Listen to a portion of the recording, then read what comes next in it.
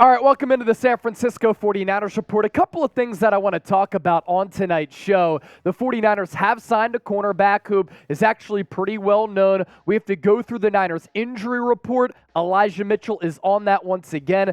Then we have some 49ers training camp observations as Brock Purdy had his best day of practice up to this point in Niners training camp. As for that signing for San Francisco, this news just coming across the wire a little while ago that the Niners have signed cornerback Anthony Averett. He is a 5-year NFL veteran. The corresponding roster move for San Francisco is that the Niners have placed Terrance Mitchell, who they recently signed on injured reserve. Because he's going on injured reserve right now, that means that Terrance Mitchell not going to be able to play for San Francisco the rest of the year. As for Anthony Averett here, spent a few moments talking about the player.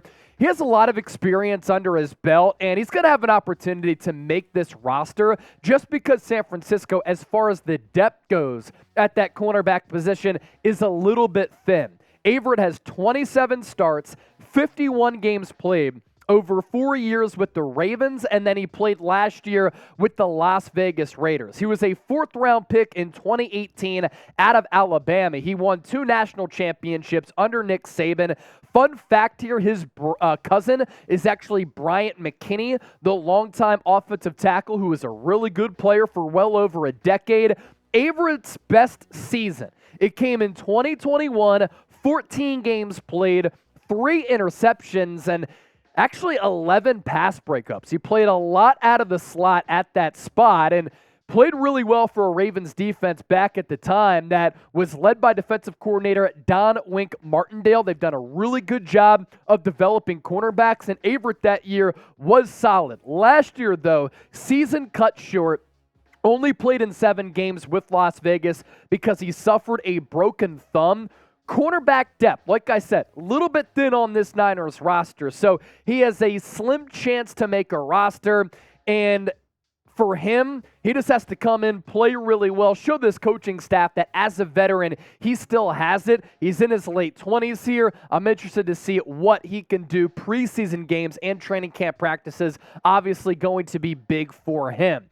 Now, let's go to the Niners injury report here, and Elijah Mitchell continues to get banged up, unfortunately. He is such a solid player who has really good vision, good patience, hits the hole hard, and is always falling forward. Never, or if rarely, getting tackled for negative yards. But Elijah Mitchell held out of practice today because of an adductor strain. That's that area in your groin. And per Kyle Shanahan, he will be out about a week. I'm not sure what this does to impact his status against the Las Vegas Raiders next weekend for preseason game number 1, but this continues to be a theme for Elijah Mitchell. Went on the field, really productive. A gem who was found late in the draft 2 years ago. Unfortunately for him, so many knee injuries, concussion problems. Really, his entire body has been banged up, but it's been the knee issues that have been the biggest issue for him.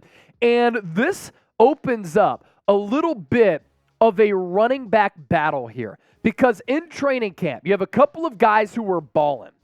Jordan Mason, who's added pass-catching ability to his arsenal, and coaches and players are raving about Ty Davis-Price. So if both of them make the roster, Kalani Laybourne, an undrafted free agent, also turning some heads, who's going to be the odd man out if there is an odd man out? And could it be Elijah Mitchell if he continues to get hurt? Again, really solid player, but if he's not on the field, sometimes he can't make the club from the tub.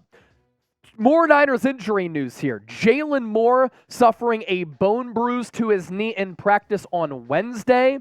He did not participate in Thursday's practice. That is good news for San Francisco here because their swing tackle from last year, Colton McKivitz, is now the starting right tackle. So you lose one of your swing tackles, and their swing tackle now is Jalen Moore. Anytime that Trent Williams does not practice, anytime Trent Williams, one of the best left tackles of all time, has to sit out, it's been Jalen Moore who's been in there. It's a bone bruise, though, so not really a severe injury. Didn't participate today, but could be back over the next few days. Kalia Davis, late round pick out of UCF 2 years ago. He has a hamstring injury. We talked about his injury yesterday. We weren't sure exactly what it was. Hamstring injury, out of practice again here on Thursday. And then Aaron Banks, who I think could become a Pro Bowl left guard this year. flank to the right of Trent Williams, is in concussion protocol. We round out the show with, of course, a conversation about the quarterbacks on this team and some training camp observations. These quarterback numbers, thanks to Matt Mayoko, friend of the program. He joined us on Super Bowl Radio Row with some great insight at the time.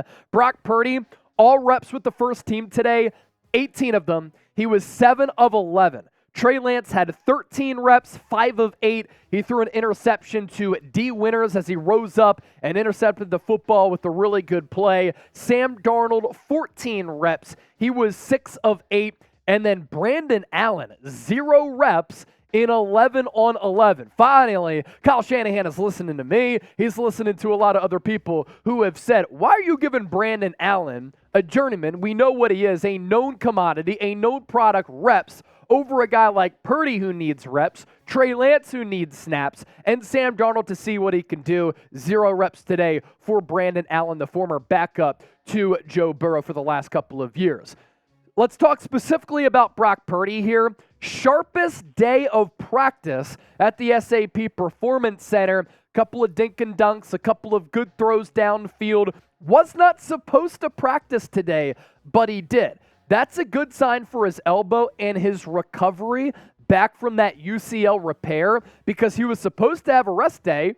He felt good enough where he wanted to get on the practice field. So it's good that the injury is healing. What's also of note and interesting, if you want to put your tinfoil hat on, there's been some chatter about Trey Lance having a couple of good days of practice. Did Purdy want to be on the practice field to get those first team reps instead of Trey Lance? Competition brings the best out of everybody. That's how my mind would work. He delivered a well-thrown ball about 20 yards or so downfield to Brandon Ayuk on an in-breaking route Thursday. That was early in practice. Delivered the ball with good velocity on that play as well. George Odom was breaking toward the football. Purdy able to fit it in there to Ayuk. So the arm strength at a good spot.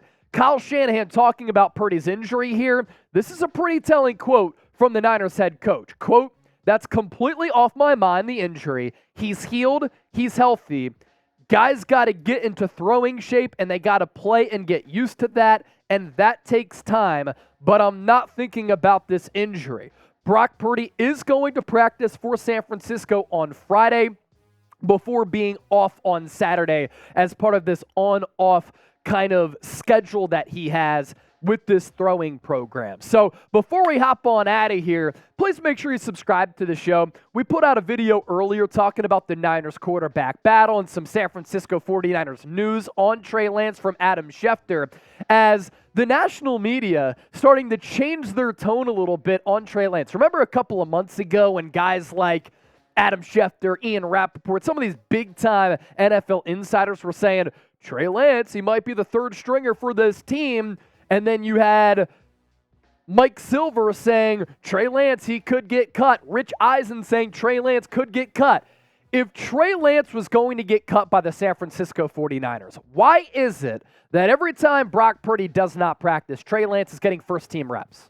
If Trey Lance is getting first-team reps when Purdy is not practicing, the 49ers are clearly seeing something in him. Otherwise, they're wasting the time of every single player on that first-team unit and this entire offense. If they're giving a guy reps with the first team, the starters, who's not even going to be on this football team. So I'm calling cap on all this chatter about San Francisco cutting Trey Lance. It's not going to happen. They're paying premium players top dollar at several other positions. They can't afford to eat $5 million for a player who's young and has a lot of potential. He's just inexperienced.